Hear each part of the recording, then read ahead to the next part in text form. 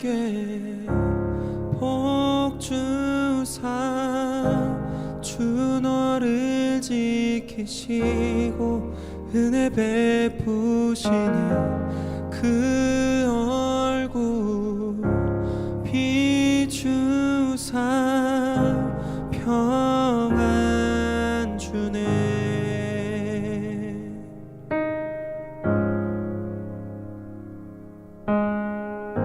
주 내게 복 주사 주 너를 지키시고 은혜 베푸시네 그 얼굴 비추사 평안 주네.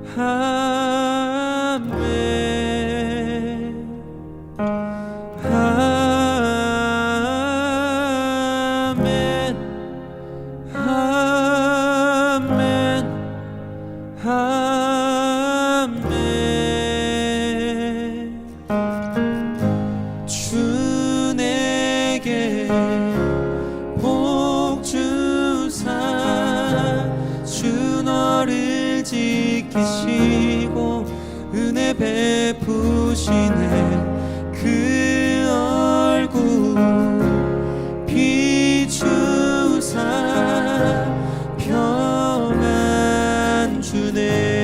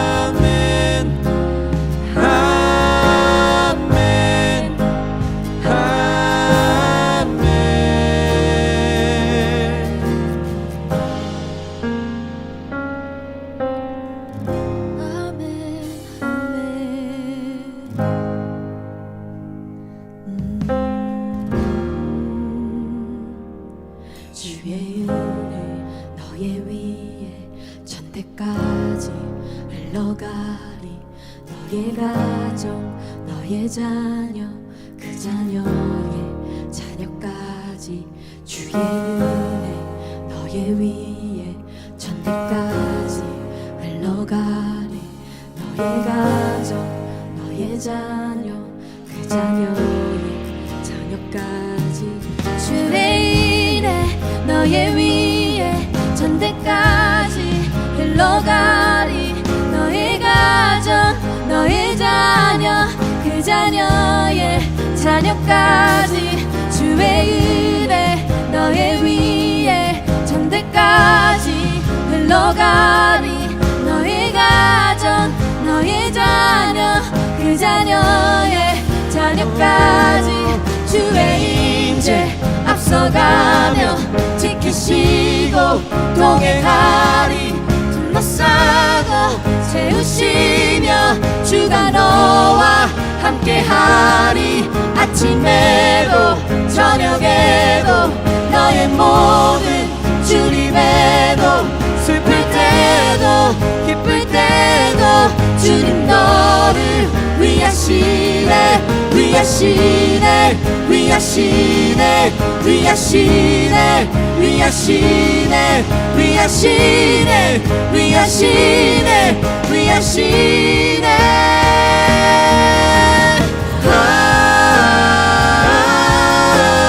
아멘. 아멘. 아멘.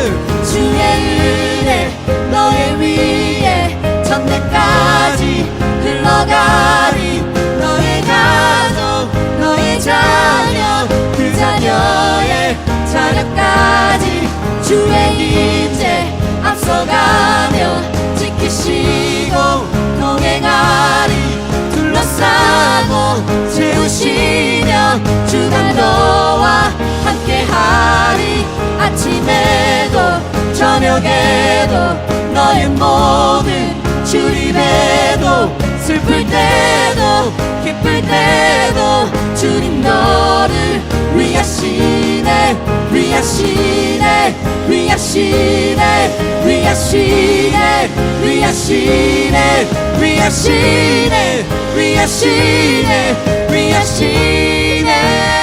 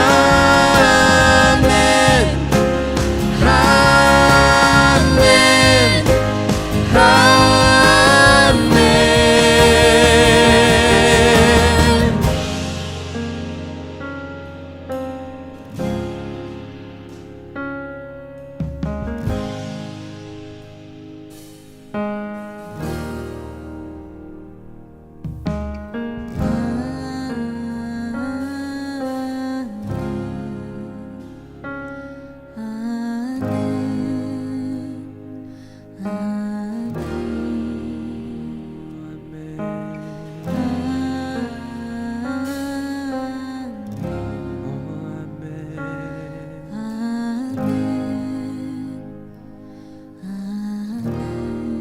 아멘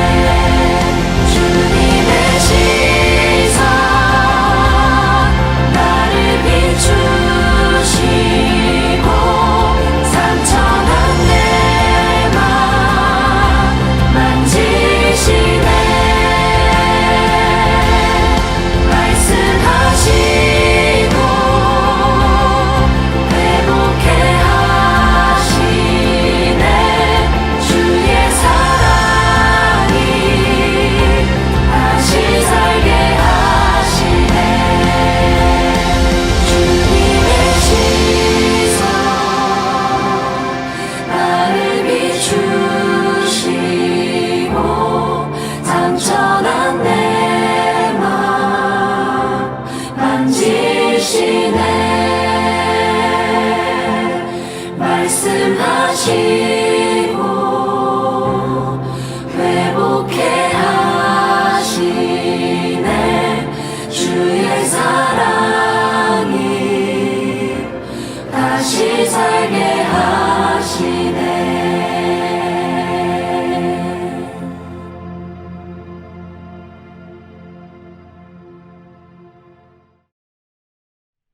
오늘 주님께서 주신 말씀 마태복음 22장 34절로부터 40절까지 말씀입니다. 제가 읽도록 합니다.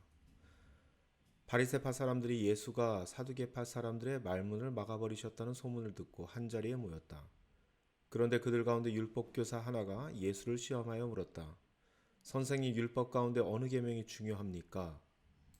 예수께서 그에게 말씀하셨다. 내 마음을 다하고 내 목숨을 다하고 내 뜻을 다하여 주 너의 하나님을 사랑하여라 하셨으니 이것이 가장 중요하고 으뜸가는 계명이다. 둘째 계명도 이것과 같은데 내 이웃을 내 몸과 같이 사랑하여라 한 것이다. 이 두 계명에 모든 율법과 예언자들의 본뜻이 달려 있다. 아멘. 저희 오늘 본 말씀 가지고 배가 산으로 간다면 이런 제목으로 말씀을 전하도록 하겠습니다. 자, 오늘도 이 사골 말씀을 하나 가지고 나왔습니다. 무릇 집안에 갇혀 있으면 사골국으로 몸보신 좀 해야 되겠죠. 이 마태복음 22장 말씀 우리들에게 너무나도 익숙한 말씀입니다. 심지어 이 지난 금요일 밤에 창세기반에서도 이 말씀을 나누었죠. 그런 만큼 오늘도 이 사골국 한번 푹 구워보도록 하겠습니다. 자, 인포데미아라는 신조어가 있습니다. 이 데미아가 뒤에 붙은 걸 보면은 스페인어죠. 맞습니다. 2020년도 스페인에서 올해의 단어로 선정된 신조어입니다. 이 인포데미아를 영어로 바꾸면은 인포데믹이라고 얘기합니다. 자, 여러분이 알고 계시는 바로 그 뜻이죠. 이 정보를 뜻하는 인포메이션과 전염병을 뜻하는 에피데믹을 합친 신조어입니다. 그러니까 우리나라 말로 번역하면은 정보 전염병이라고 번역이 되는 말이죠. 이 어떤 상황에 쓰게 되는 말인지 여러분 대충 눈치채셨을 줄 믿습니다. 인포데미아 그리고 인포데믹 현상은 우리 주변에서 아주 흔하게 찾아볼 수 있는데요. 특별히 요즘 같은 팬데믹 상황에서는 더 자주 찾아볼 수가 있습니다. 이 제가 속해 있는 카톡방에서 한번 그 예를 가지고 와봤는데요. 한번 다 같이 보시죠. 자, 바로 이건데요. 이 뉴질랜드의 유명한 이 정보방 중 하나입니다. 여러분 중에도 이 방에 들어가 계신 분들이 분명히 있을 거예요. 심지어 저도 들어있으니까요. 이 며칠 전에 나눈 대화를 제가 캡처해 봤는데요. 이번 델타 바이러스로 인한 락다운에 대해서 한 분이 이렇게 말씀하시기 시작하죠. 확진자 수가 의구심이 든다고요. 자, 그러니까 그 의견에 동조하시는 분들께서 한마디씩 하십니다. 즉 이 말은 정부의 발표가 의심이 간다는 겁니다. 그러니까 이 한 분께서 이걸 좀 진정시키려고 이 정부 입장에서 모두의 자유를 지금보다 강하게 컨트롤할 수 없다며 즉 최선을 다하고 있는 거 아니냐라고 하시면서 상황을 한번 정리해 보려고 하시는데 그게 잘 안 되죠. 심지어 그 밑에 달린 이 댓글들을 보면은 아주 감정적으로 대응하고 있는 모습들이 보입니다. 자, 이분들이 왜 이런 말씀들을 하시는지, 왜 이렇게까지밖에 얘기를 할 수밖에 없는지 저도 여러분도 충분히 이해할 수 있습니다. 그동안에 뉴질랜드에 사시면서 듣고 경험한 수많은 정보들이 누적되어서 하나의 논리를 형성하고 있는 것이죠. 정부에 대한 불신 논리 말이죠. 이해합니다. 너무나도 잘 이해합니다. 하지만 이런 것이 바로 전형적인 인포데믹 현상인 것이죠. 인포데미아 그리고 인포데믹을 이 위키피디아에서는 이렇게 정의를 내리고 있습니다. 제가 한번 읽어보도록 하겠습니다. 인포데믹은 정보, 인포메이션과 전염성, 전염병, 에피데믹의 합성어로 일반적으로 질병과 같은 것에 대한 정확하고 부정확한 정보가 빠르고 광범위하게 확산되는 것을 의미합니다. 사실, 소문, 두려움이 섞이고 흩어지면서 이 문제에 대한 필수 정보, 그것을 알기가 어려워집니다. 이것이 바로 인포데믹의 정의가 되겠습니다. 여러분 사실 이 정보라는 것은요, 원래 이성적 판단을 위해서 필요한 것이죠. 필수적으로 필요한 것입니다. 그런데 문제는 뭐냐면은 그 정보를 감정으로 받아들이고 있다는 겁니다. 사실 이 정보라는 게 이 우리들에게 전해질 때 이 감정의 찌꺼기 같은 것이 붙어서 전해지거든요. 이 저 앞에 있는 카톡방에서 보여지는 것처럼 말이죠. 그리고 또 소위 말하는 이 찌라시성 기사들을 여과 없이 내보내는 요즘 미디어에서도 자주 접하곤 합니다.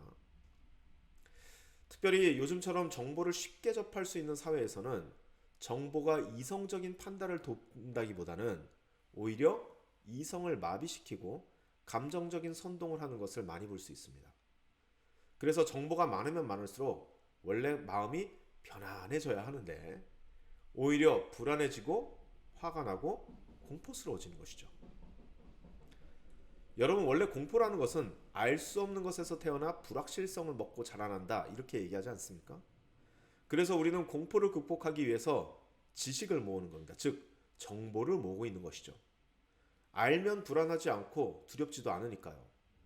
그런데 요즘은요, 엉뚱하게도 이 정보가 오히려 사람을 더 불안하게 한다는 것이죠. 뭔가 잘못된 것이 보이고 있는 세상입니다. 하지만 이러한 현상들은 요즘에만 벌어진 일이 아닙니다. 이 오늘 본문의 배경인 예수님의 공생의 기간에도 존재했었던 겁니다. 자, 오늘 본문을 한번 봅시다. 자, 34절 말씀부터 제가 한번 읽어보면서 얘기할게요. 34절 말씀. 바리새파 사람들이 예수가 사두개파 사람들의 말문을 막아버리셨다는 소문을 듣고 한자리에 모였다. 자, 여러분, 이 34절 이전에 어떤 일이 일어나냐면은 예수님께서 이 사두개파 사람들을 아주 이 논리적으로 어떻게 보면 이 박살을 내셨는데요. 왜냐하면 이 사두개파 사람들은 부활이 없다라고 주장하는 사람 아닙니까? 하지만 예수님께서 이것을 말씀을 적용해서 그리고 논리적으로 부활이 없다라고 하는 그 사두개파 사람들을 이 말싸움에서 이기셨다는 것이죠. 아주 처참하게 사두개파 사람들이 패배했습니다. 그 소식을 들은 거예요. 그래서 35절 말씀. 그런데 그들 가운데 율법교사 하나가 예수를 시험하여 물었다. 자, 예수님 앞에 율법교사 하나가 나온 겁니다. 그 사두개파 사람들을 이 부활의 논쟁에서 예수님께서 이겼다라는 그 베이스를 깔고 지금 예수님한테 다가가는 거예요. 그러면서 율법학자가 이렇게 물어보죠. 선생님, 율법 가운데 어떤 계명이 중요합니까? 자, 이렇게 물어봅니다. 자, 우리는요, 여기서 바리새파에 속한 이 율법 교사가 이런 질문을 던지게 된 배경을 좀 살펴봐야 합니다. 우리는 이미 이 질문에 대한 답을 잘 알고 있지만 사실 이 율법학자, 이 사람들에게는 이것이 그렇게 쉬운 일이 아닙니다. 왜냐하면 이들이 가진 율법 조항의 개수가 어마어마하거든요. 일단 모세오경을 토대로 한 613개 율법 조항을 가지고 있었고, 이 613개 율법 조항, 이거는 613개 조항으로 하면 여러분들이 쉽게 찾아볼 수 있습니다. 인터넷에서. 613개 율법 조항 안에서 파생된 또 세부 조항만 해도 수천 개가 되었기 때문이죠. 그 조항들의 모습이 어땠냐면은 뭐 예를 들면 이런 것들이 있습니다. 안식일에는 식초만 바를 수 있다, 뭐 이런 조항이 있거든요. 자, 이게 뭐냐면은 안식일에 이빨이 아픈 거예요. 그런데 너무 이가 아픈데 이를 빼는 거는 일이 되니까 이를 빼서는 안 된다는 겁니다. 그래서 안식일에 너무나도 견딜 수 없이 이가 아파도 식초는 바를 수 있는 겁니다. 식초를 바르는 거는 일이 아니니까요. 쉽게 얘기하면 이를 빼는 것은 치료행위고 식초 바르기는 임시조치이기 때문에 괜찮다는 말입니다. 자, 뭐 이런 식의 조항들이 넘쳐났다는 거죠. 예수님의 공생의 당시 이 유대인들은요, 소위 말하는 율법의 인포데믹에 걸려 있었던 겁니다. 율법에 대한 정보가 너무 많아서 율법의 정신을 잃어버리고 있었던 것이죠. 특별히 지금은요, 이 배경이 부활에 대한 논쟁이 한창이잖아요. 그럴 때일수록 이 율법의 정신이 무엇인가에 대한 논쟁은 저 수면 밑에 가려질 수밖에 없습니다. 율법 특정한 이 부활에 대한 논쟁이 드러나고 있으니까요. 그래서 예수님께서는 이 율법학자의 질문의 의도를 완전히 무시해버리면서 즉 그 부활을 해석할 근거 조항보다 훨씬 상위에 있는 정말 중요한 율법 자체의 근간에 대해서 말씀하고 있습니다. 그래서 38절 말씀인데요. 제가 읽어보겠습니다. 예수께서 그에게 말씀하셨다. 내 마음을 다하고 내 목숨을 다하고 내 뜻을 다하여 주 너희 하나님을 사랑하여라 하였으니 이것이 가장 중요하고 으뜸가는 계명이다. 둘째 계명도 이것과 같은데 내 이웃을 내 몸과 같이 사랑하여라 한 것이다. 이 두 계명의 모든 율법과 예언자들의 본뜻이 달려 있다. 자, 우리는 41절 말씀에 주목해야 되겠죠. 지금 율법학자 네가 지금 나에게 가장 중요한 것이 무엇이냐고 묻는데 정작 네가 물어보는 것보다 더 중요한 게 있다. 그것이 바로 율법과 예언자들의 본뜻이 달려있는 하나님 사랑 그리고 이웃 사랑이다. 여기에서 모든 율법이 나온 거다. 즉 이 율법이 바로 율법의 헌법이다 라고 말하고 계시는 겁니다. 율법의 인포데믹에 파묻힌 사람에게 줄 수 있는 가장 특효학은 오직 하나뿐인데 그 율법의 근본으로 다시 돌아가야 된다는 겁니다. 법의 홍수에 갇혀 있으면 다른 방법이 없죠.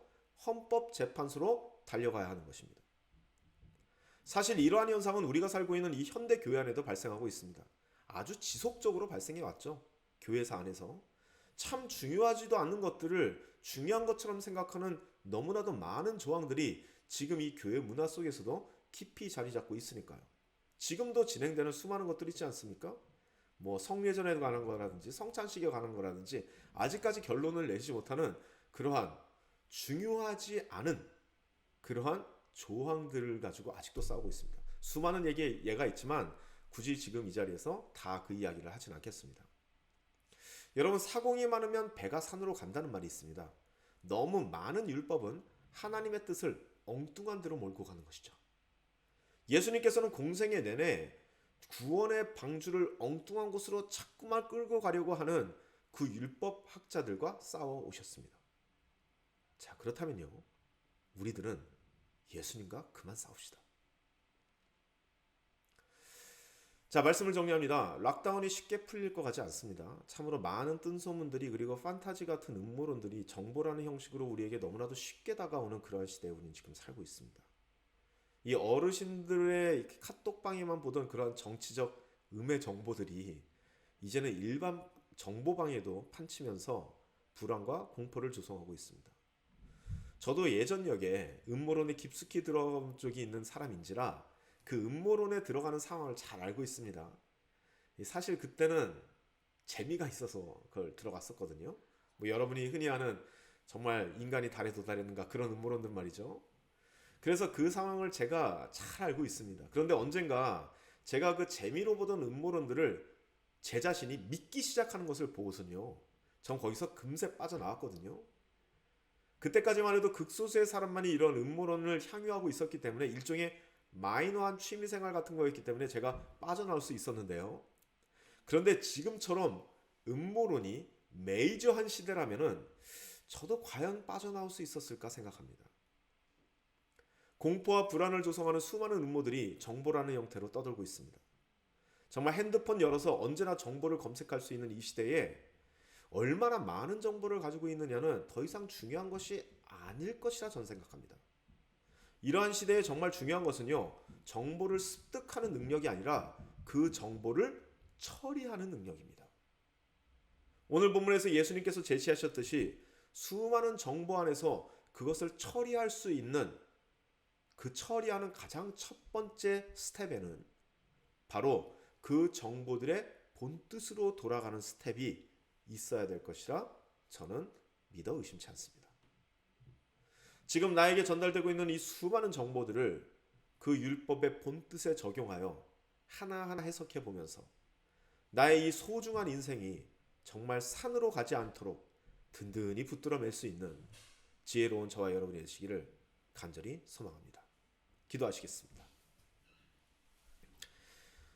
우리의 삶의 주권자가 되시는 하나님 아버지 하나님께서 우리에게 눈과 귀를 주시고 감각이라는 것을 주셔서 그 많은 것들을 다 처리하고 그리고 해석할 수 있는 능력을 주셨습니다.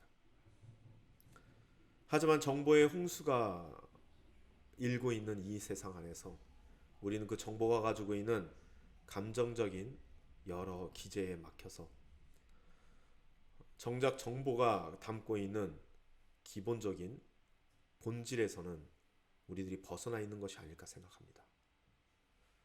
정말 수많은 정보들과 그리고 수많은 음모들이 떠들고 있는 이 세상 안에 우리가 우리의 인생을 산으로 가지 않기 위해서 붙들 수 있는 온전한 정보, 그 모든 정보의 근원이 되는 것을 가지고 아버지 하나님 앞에 나와 그리고 내 인생에 커다란 길을 낼 수 있는 지혜로운 우리들이 될 수 있도록 축복하여 주옵소서.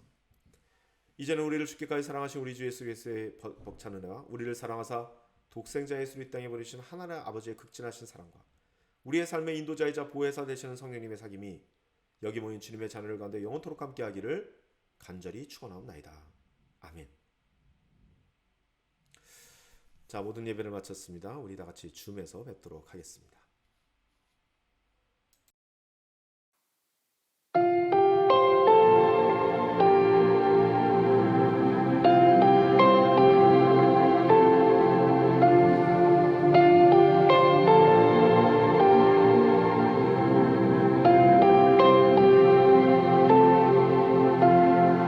흐르는 시간이